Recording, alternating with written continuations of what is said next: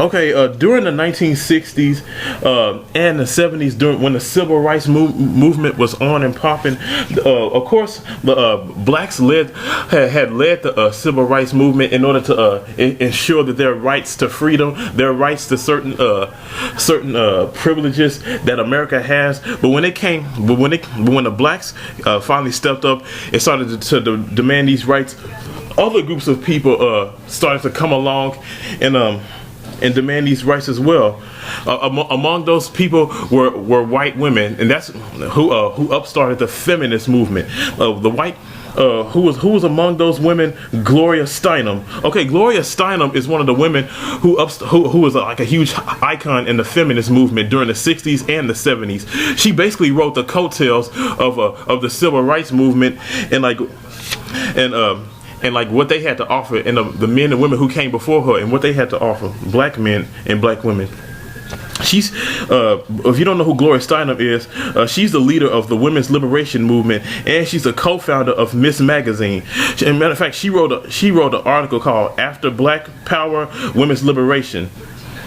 Another reason for being pivotal to social injustice.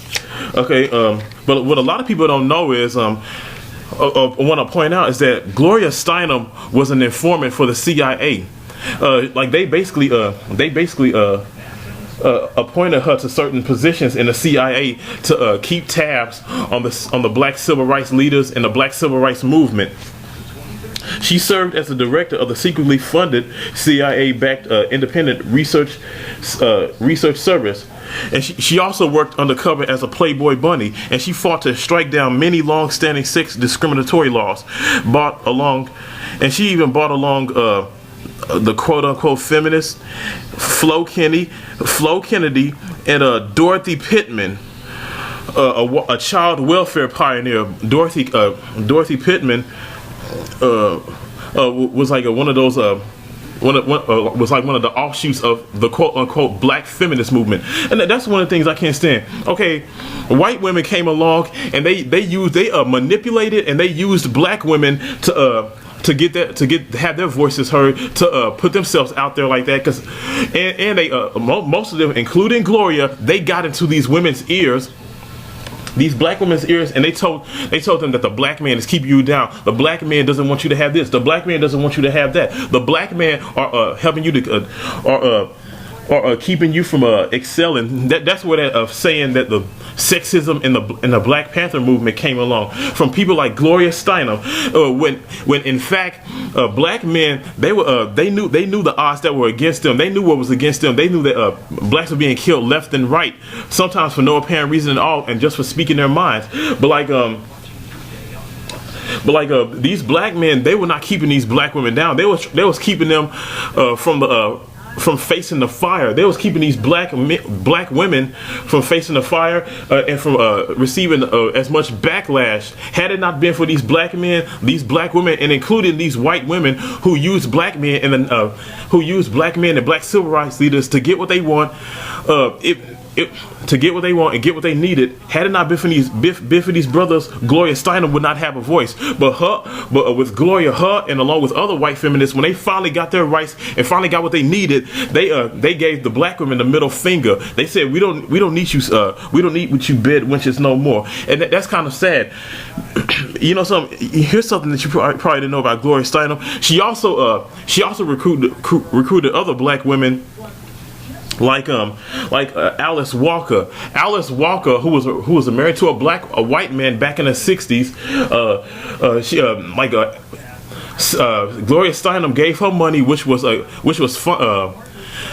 given to her by the CIA to help fund Alice Walker's books. Alice Walker used to write a lot of books that were bashing black men and throwing black men under the bus. One of the books that she wrote was The Color Purple, which later became a movie, which showed the black man in some sexist, chauvinistic manner, and it showed the black woman in a subservient, subhuman manner.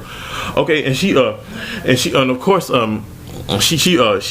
that train just like a lot of black women who are blind to the bullshit that black women face and what they couldn't see past.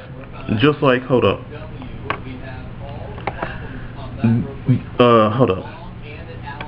This woman, Michelle Wallace, who's a college professor now, but back then she hopped on that black feminist train, which was an offshoot of the quote unquote white feminist train.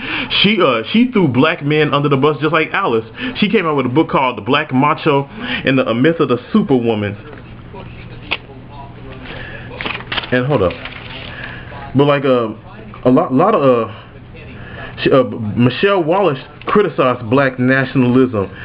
And she criticized black men who were on her side, but like she couldn't see past that.